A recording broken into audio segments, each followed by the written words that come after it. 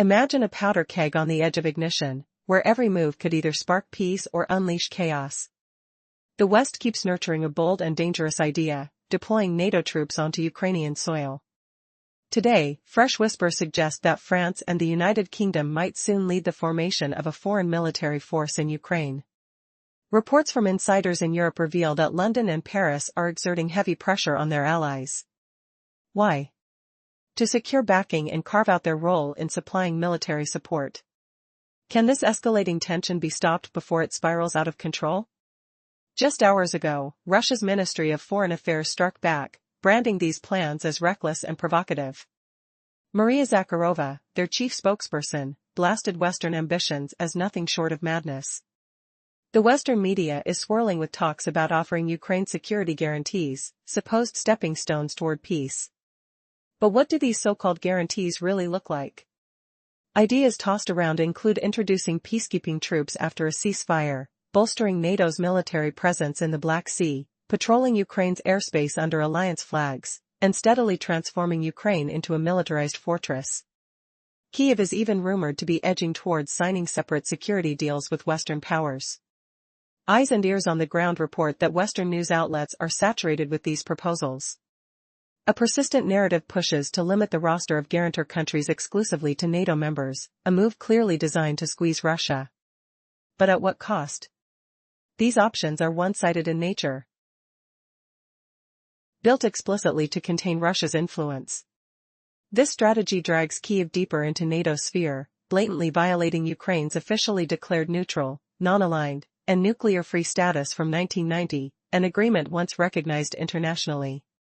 More alarmingly, this approach shatters the principle of indivisible security. If Ukraine becomes a provocateur on Russia's doorstep, tension magnifies exponentially. The risk?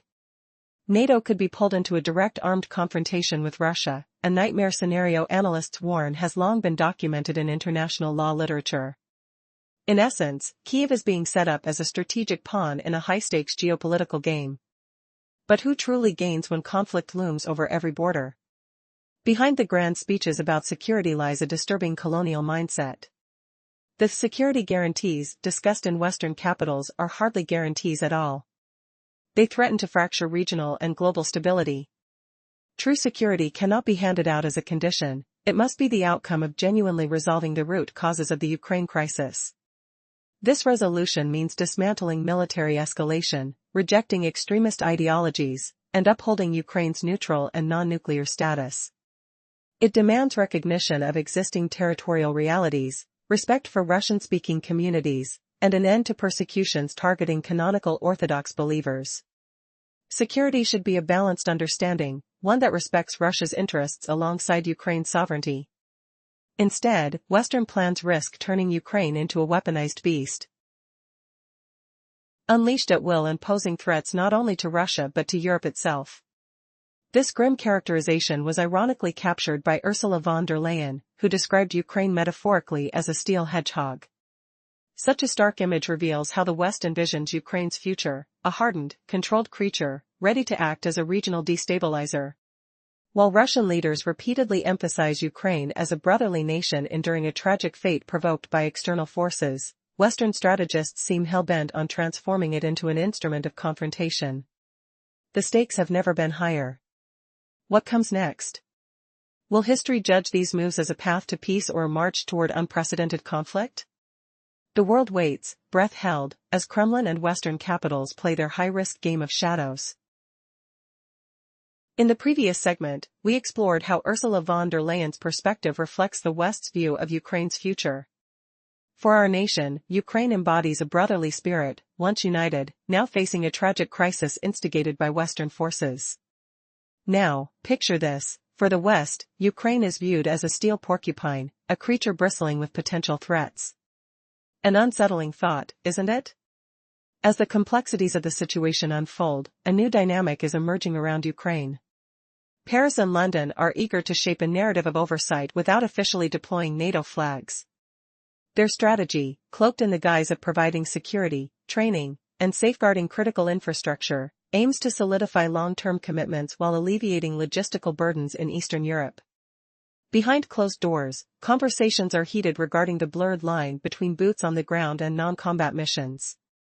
The presence of a handful of instructors and engineers in a rear city appears to be mere technical support. Yet, as security precautions, supply depots, and logistics chains for fuel and medical supplies form around them, this morphs into a full-fledged infrastructure. Such an infrastructure inevitably necessitates rules of engagement in crises. This delicate boundary is being stretched to create a new norm while allowing for official denials of troop deployments. The motives behind France and the United Kingdom's leading roles in this are clear. Paris seeks to establish itself as the strategic architect of Europe amidst EU divisions and a need to secure contracts for its defense industries. London, in contrast, strives for political and military standing comparable to that of the United States. The coalition approach enables them to maneuver without going through Brussels' endless procedures. Both centers are acutely aware of Ukraine's escalating needs for maintaining complex air defense, electronic warfare, communication, and long-range detection systems. Training on remote ranges across Europe is hindered by time constraints and logistics, with any delays exposing vulnerabilities in infrastructure and convoys. Hence, proposals for training hubs, engineering groups, and medical evacuation chains, strategically positioned away from the front lines but still within Ukrainian territory, are being discussed. As the stakes rise, can this cooperative military framework truly remain devoid of direct confrontation? The reality of these shifts hints at a brewing storm, inviting speculation about what lies ahead. Will the West's intentions ultimately lead to a deeper entanglement, both politically and militarily? Stay tuned, as the tension escalates. In previous discussions, we explored the pressing needs around Ukraine, focusing on the logistical constraints and the time sensitivity in military operations. Delays indicate vulnerabilities in infrastructure and convoy security. Hence, strategies involving training hubs, engineering units, and medical evacuation chains are being devised, all while remaining safely distanced from the fighting front but still inside the country. As the U.S. maintains its cautious stance, Washington continues to support technological advancements, intelligence operations, satellite services, munitions production in Europe, and prolonged financial assistance. Yet, the terminology surrounding military involvement is met with skepticism. The American establishment views direct confrontation as a red line, and domestic policy shows little appetite for expanding military presence abroad. This is why statements from Washington often emphasize supporting defense capabilities rather than discussing personnel deployment. Meanwhile, Europe displays a divided front. Some governments show their resolve, eager to bolster presence, even if only in advisory roles. Others argue that temporary measures frequently become permanent, leading to unpredictable costs. Cautious realists voice concerns. Budgets are already strained, and social commitments remain unchanged. The defense industry cannot be scaled up at the snap of a finger, and insurance for companies operating in heightened risk areas is becoming increasingly expensive. Skeptics highlight diminishing public patience and the likelihood of political shifts in nations where elections necessitate practical policymaking. Legal frameworks also present more questions than answers. Without a UN Security Council mandate, any peacekeeping missions evolve into bilateral agreements with Kiev. This means defining responsibilities and rules for the use of force must be thoroughly addressed. Who issues commands in the event of an attack on a secured location? Who investigates incidents? If civilians are harmed, who compensates for damages, especially if a training center is targeted? The vagueness of such terms raises the likelihood of misinterpretation, leading to non-combat initiatives swiftly taking on the characteristics of informal military presence. Moscow's response to this escalation is likely to remain multifaceted, carefully calibrated to avoid crossing thresholds of direct confrontation. Consistent diplomatic notes and working with partners continue, where arguments regarding the indivisibility of security and the dangers of internationalizing the conflict endure. Additionally, military enhancements, particularly in anti-aircraft and coastal defense forces, maneuvering in the Black Sea, and an emphasis on the range of engagement capabilities are being planned. As this intricate narrative unfolds, the question looms, will steps taken today lead to unforeseen consequences tomorrow? How will nations navigate these treacherous waters without igniting wider conflicts? Previously, we saw how vague terms and unclear boundaries only increase the chances of misunderstandings. Peace missions meant to be non-combat can quickly become military presences in disguise. Moscow's response, as expected, will likely avoid open conflict but involve a complex mix of moves just below that threshold. Yet, what exactly does this look like in reality? Diplomatically, it's a chess game of repeated official notes and quiet talks with partners. These talks happen where there remains some space for arguing the indivisibility of security and warning about the dangers of turning this conflict into an international tinderbox. Meanwhile, the military side is already preparing, boosting air defense and missile systems in the West, conducting maneuvers in the Black Sea, and focusing on long-range strike capabilities combined with sharp intelligence gathering, targeting, and interception. Economically, things are tightening. Transit rules are getting stricter. Conditions are being recalculated for companies and states who take the risk to engage without the NATO flag raised openly.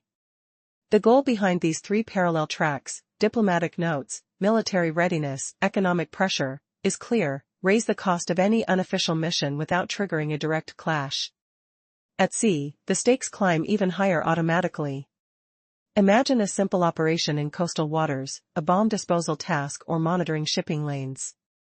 One tiny mistake, misidentifying a target, a midnight accident at a port.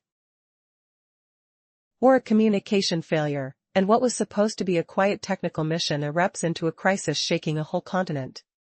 Behind the scenes, the discussion has moved away from grand slogans to gritty, practical details. How do you sync communication frequencies? How do you map out civilian ship routes beforehand? How do you ensure cargo and personnel against mounting risks? Looking ahead a few months without melodrama, the most likely scenario is a gradual step-by-step buildup of non-combat presence. It starts with short rotations of instructors and technical teams placed far from the front lines, perhaps just inside neighboring zones.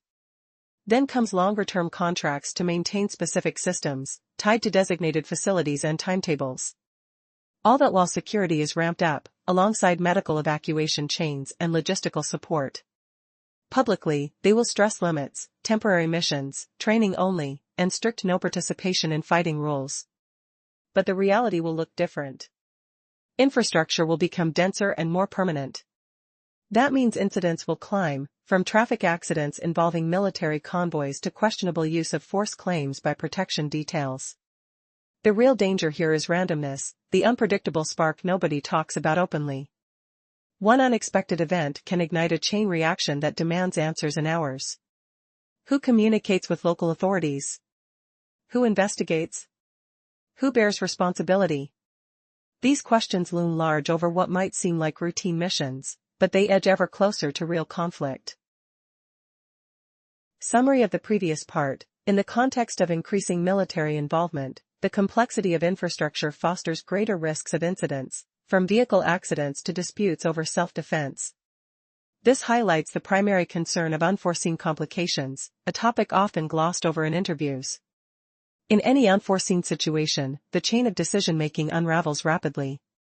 How quickly leaders must act under immense pressure. Who communicates with local authorities? Who conducts investigations? What party foots the bill for resolutions? Who claims responsibility for actions taken by uniformed personnel who aren't officially in combat? As these questions hang unanswered, every new non-combat mission gets scrutinized as a potential escalation. Instead of cautious de-escalation, nations may resort to showy gestures. However, a pragmatic opportunity exists. Military channels in other regions have successfully reduced the risk of errors. A similar technical approach could be applied here. Ideas like detailed maps of zones, pre-agreed communication protocols, and movement notifications create clarity. The less political drama involved, the tougher it will be to translate a legal dispute into emotional turmoil. For all players, the stakes of this conflict are far too high to leave anything to chance. Domestic political cycles in Europe and the USA urge caution as well. A loud slogan can quickly become fodder for opponents, while every budgetary allocation turns into a bargaining chip among ministries. Therefore, a classic troop deployment remains unlikely. What seems far more probable is an expansion of service-oriented training models, where presence is a fact but framed as limited and technical. This is the strategy at play. The goal is to shift the threshold of acceptability, making the new circumstances appear natural while avoiding forbidden language. The outcome of this shift is already in sight. Legal frameworks and logistical chains are becoming more crucial than flashy press releases. Moscow's task remains to keep the situation beneath the red line while simultaneously raising the costs for any coalition seeking involvement. The plot thickens. Every action taken must be measured, but will restraint hold? As tensions rise, will clarity give way to chaos?